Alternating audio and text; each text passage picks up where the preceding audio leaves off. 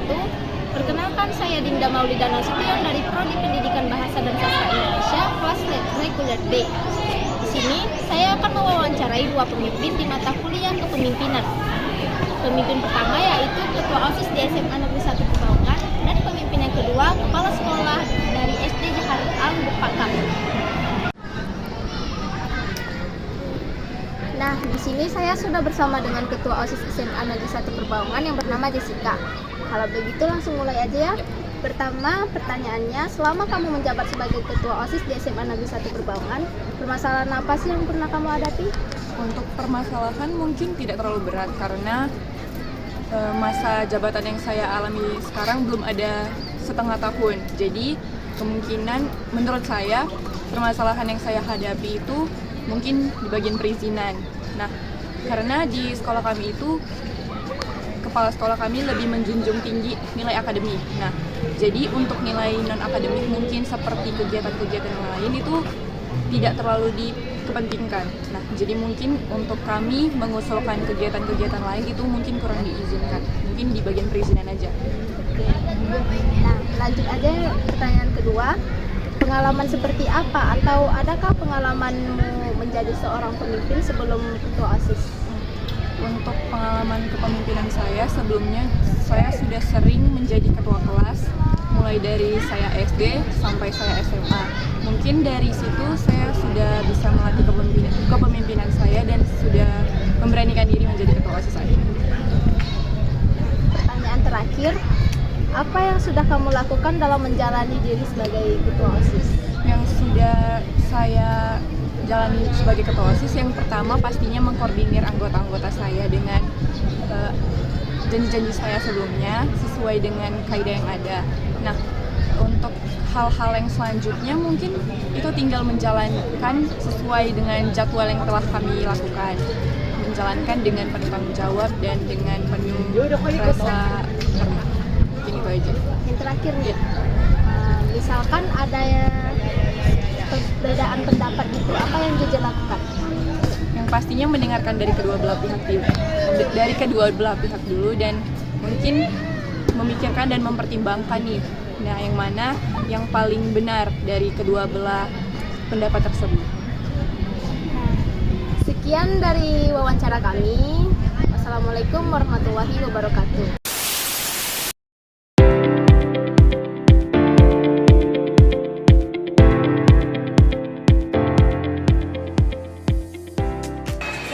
Siang Bu, saya Dinda Maulida Nasution, mahasiswa dari Universitas Negeri Medan, semester 1 dari Prodi Pendidikan Bahasa dan Sastra Indonesia.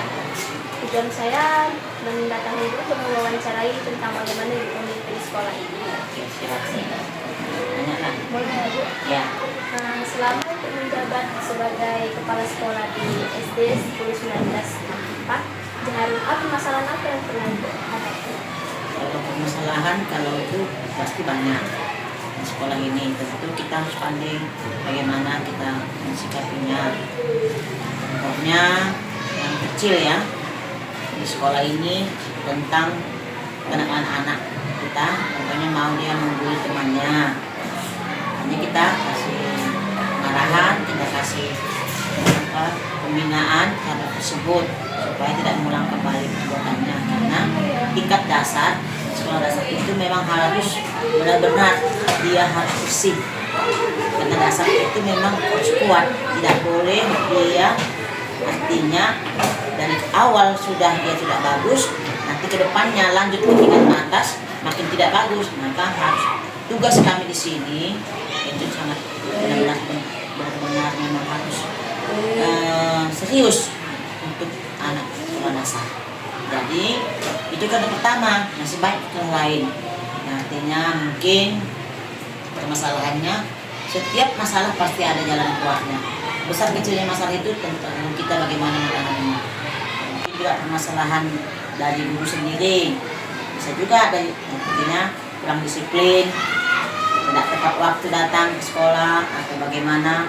Kemudian juga ada permasalahan datangnya dari pihak orang ketiga, yaitu LSM atau wartawan yang mencari-cari celah di mana sekolah ini, di mana keterangannya, di mana kelebihannya, pasti pihak ketiga itu pasti akan mencari. Untuk kita nggak tahu motivasi mereka apa ya. Yang jelasnya asal kemari datang pasti ingin mencari sesuatu yang kurang dari sekolah ini. Tapi itu pun tetap kita sikapi dengan baik, kita layani dengan baik. Bagaimana supaya kita ciptakan sekolah ini menjadi sekolah yang kondusif, tidak ada artinya mencuat sampai keluar. Maka apapun yang kita lakukan di sini, siapapun yang datang, tetap kita upayakan untuk menanganinya secara baik supaya tidak, artinya pandangan dari luar sendiri tidak banyak macam-macam, karena ini memang termasuk sekolah yang agak besar di Kecamatan Galang ini. Maka dia tetap dipandang, tetap jadi sorotan. Nah, kita sebagai pimpinan harus pandai menyikapi, harus pandai juga kita menangani, baik itu masalah kecil, sedang ataupun besar. Itulah tugas kita sebagai kepala sekolah, memanage semua apapun yang terjadi di sekolah ini. Jadi itu yang contoh sebagian. Kalau saya sebutkan semua nanti pulang sore kita siap ingin kali itu nanti ya. Karena saya sampaikan semua dari awal, semua ini nanti dari kecil, sedang dan besar tidak mungkin kan. Tapi saya kasih contoh ada beberapa bagian aja lah. Oke, lanjut. Selanjutnya, solusi apa yang pernah Ibu lakukan untuk mengatasi masalah? Oh, tadi dulu saya sebutkan di solusi tadi kan, kalau contoh tadi seperti kenakalan anak kita, anak murid kita yang mau dia membullying temannya, contoh bullying dari bicara, bullying dari fisik, ya kita panggil orang tuanya, bagaimana supaya mengadakan pembinaan, kita panggil anaknya, kemudian tidak hanya sepihak, kedua belah pihak kita panggil supaya kita ciptakan damai, supaya anak tersebut itu saling mengasihi, karena masih tingkat dasar, masih bisa kita bentuk karakter anak tersebut. Kita bina, kita adakan pembinaan melalui daripada guru agama, saya sendiri juga, kita adakan mediasi antara kedua belah orang tua yang kena bullying dan membullying, akhirnya damai gitu, supaya nanti kedepannya mereka juga bergaul di sekolah, terutama di kelas masing-masing, tidak ada lagi perlakuan bullying yang saling mengejek temannya atau saling memukul. Kita sudah tindakan keras, maka jangan sampai terjadi pada yang lebih tingkat tinggi lagi. Makanya tingkat kecil pun dia masalahnya langsung kita selesaikan, tapi dibantu dengan guru kelasnya yang memonitor setiap hari di kelas. Jadi kalau ada masalah di kelas yang tidak bisa tertangani gurunya, kita bawa ke ruangan saya untuk kita panggil, kita selesaikan secara damai.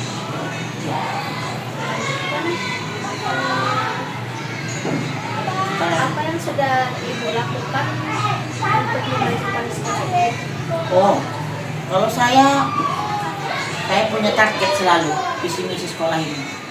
Kalau saya memimpin sekolah, bukan hanya ini aja saya pimpin, ada sekolah sebelumnya. Target saya itu bagaimana sekolah ini supaya maju dari segi pendidikannya, dari segi saprasnya, dari segi semua prasarana yang ada di sekolah ini untuk menunjang pembelajaran. Contoh, kalau kita gurunya, kita adakan pelatihan-pelatihan bagaimana meningkatkan kompetensi guru, karena sekarang kan sudah makin maju menggunakan guru merdeka. Jadi guru pun harus mengikuti perkembangan ilmu dan teknologi. Jadi kita ikuti dia, kita berikan dia diklat-diklat atau bimtek yang dapat menunjang pembelajaran. Kita ikut sertakan pelatihan. Kemudian kepada murid, ya kita juga sampaikan kepada guru-guru, didiklah anak tersebut. Bagaimana ibu punya kompetensi, bagaimana supaya anak didik kita menjadi anak yang takwa pada iman dan Tuhannya. Kemudian anak yang cerdas, anak yang kreatif, inovatif, dan berbudi luhur, itu utama. Kalau saya sebagai manajemen di sini, manajemennya yang harus mengcover semua apa kekurangan dari sekolah ini, kita upayakan terpenuhi semaksimal dengan penggunaan apapun. Contohnya kalau kita kan mendapat dosis reguler, itu digunakan untuk kemajuan murid, kemajuan sekolah yang menunjang pembelajaran di sekolah kita itu. Contohnya saya lakukan untuk supaya saya juga datang ke dinas pendidikan. Apa yang kurang sekolah ini, saya datang ke sana memohon. Contohnya kemarin kita dapat bantuan bangunan laboratorium lengkap dengan perangkat IT-nya tahun ini. Nah, apa yang kurang di sekolah ini yang dari Satgas contohnya bangunannya kita benahi pelan-pelan. Mana yang kurang? Jadi tidak mungkin seperti membalikan tangan kita membenahi, tapi bertahap, tapi pasti. Ya. Selesai wawancara saya. Udah.